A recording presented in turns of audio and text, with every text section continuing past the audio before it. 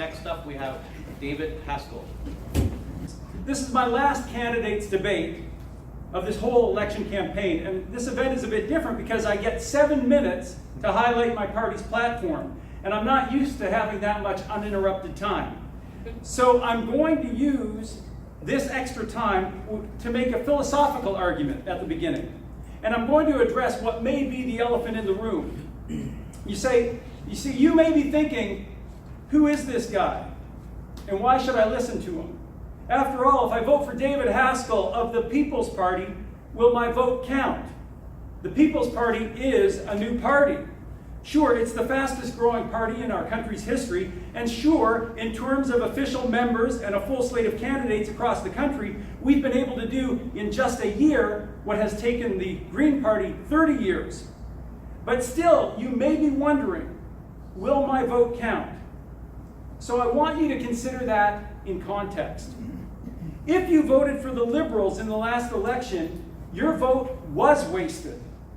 Yes, they got in, but your vote was wasted because Justin Trudeau did not deliver what he promised. On election reform, on a balanced budget, on lower taxes, on meeting climate change targets, on ending government corruption, every promise broken. You voted Liberal, and your vote was wasted.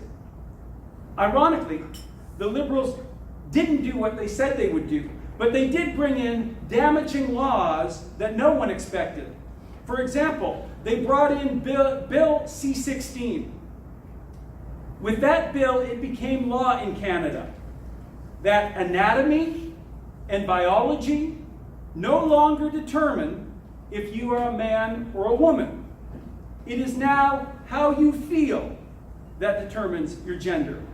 You can be a biological male, but if you say you feel like a woman, then in the eyes of the government, you are a real woman. And to think differently or say something different from that is now illegal.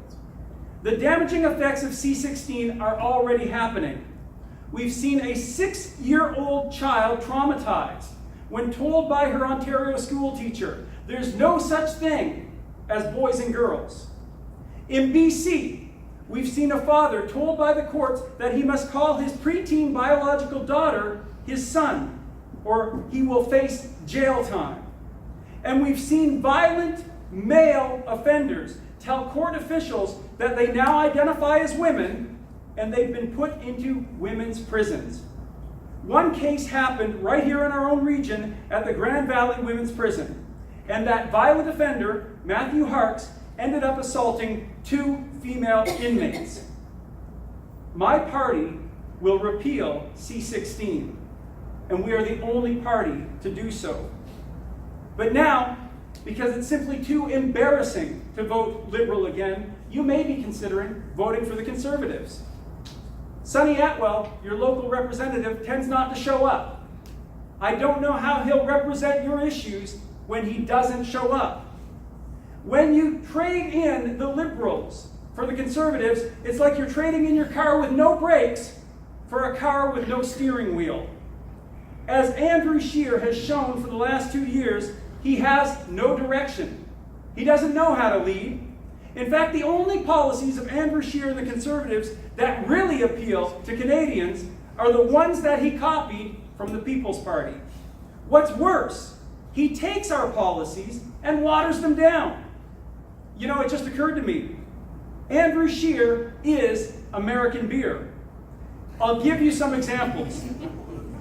Scheer's Conservatives are offering a tax cut of about 1% on your first year earnings under $48K.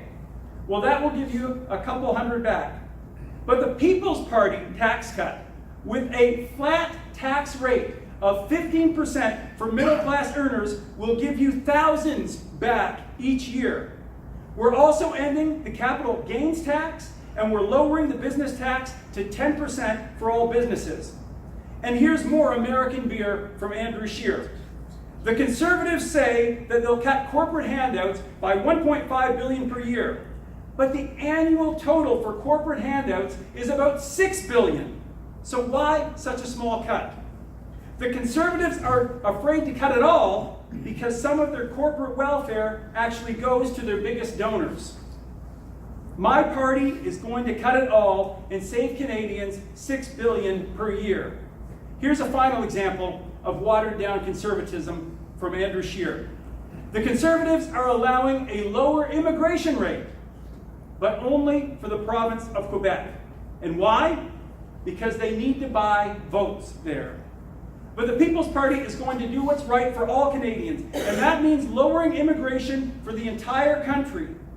Plain and simple, the research shows our levels are too high, and it's hurting the economy and social cohesion. People are shocked to hear that our net migration rate has risen to 6 times that of France, 4 times that of Germany, and 2 times that of the UK. And it's helping to drive up housing prices, making them unaffordable, and it's driving down wages, especially for the working poor. While my party will 20 lower seconds, Dave. While my party will lower immigration overall, we're going to significantly increase the number of immigrants with specific skills needed by employers. If you want to vote for something different, vote for someone who's willing to tell the truth, even if it's politically incorrect, and someone who's willing to work for all Canadians to make sure that Canadians prosper. Thank you.